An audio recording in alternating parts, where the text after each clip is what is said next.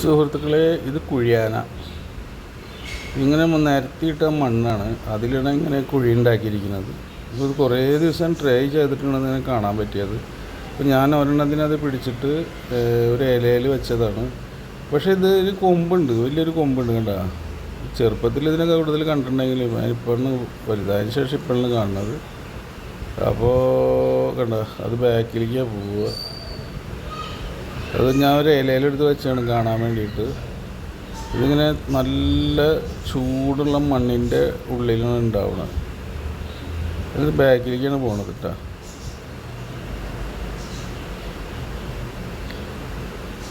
കണ്ട, അത് മണ്ണിൽ വെച്ച് കൊടുത്തപ്പോൾ അതേ മണ്ണിൻ്റെ അതേ കളറാണ്, ഒരു മാറ്റമില്ല, കാണാനും പറ്റില്ല. എത്ര ഇതാണ്, കുറേ മെനക്കെട്ടിട്ട് കണ്ട നമ്മളിങ്ങനെ നീക്കണതിനനുസരിച്ച് അത് മണ്ണിൻ്റെ ഉള്ളിലേക്ക് ഇങ്ങനെ ബാക്കിലേക്ക് പോയിക്കൊണ്ടിരിക്കും.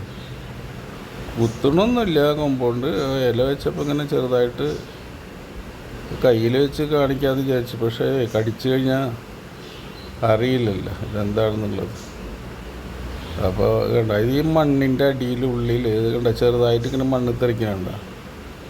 അതങ്ങനെ മണ്ണ് തെറിപ്പിച്ചാണ് അത് കുഴി ഉണ്ടാക്കുന്നത്.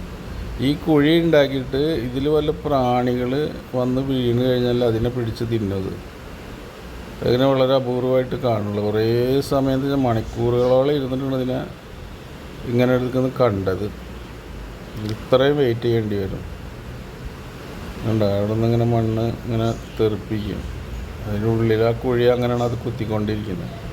നമ്മൾ മണ്ണിൽ എങ്ങനെ ഇതുപോലെ കുഴി കുത്താൻ നോക്കിയാലും നടക്കില്ല. അത് ചെറിയ പ്രാണി കണ്ട അതിന് ഇതിൽ വീഴും. അപ്പോൾ അതിനെ പിടിച്ചിട്ടാണ് ഇവറ്റകൾ തിന്നുന്നത്. ഇതാണ് കുഴിയാന. അതിന് കൊമ്പുണ്ട്, വേറെ കാലുകളുമുണ്ട്, വാലൊന്നുമില്ല. ഇങ്ങനെ ഇതിൻ്റെ കുഴിയുടെ ഉള്ളിലാണ് ഇരിക്കുന്നത്. പക്ഷെ തണുപ്പല്ല കേട്ടോ അതിനിഷ്ടം. അത് നല്ല ചൂടാണ്, നല്ല ചൂടിലാണ് ഇരിക്കുന്നത് കാണുന്നത്.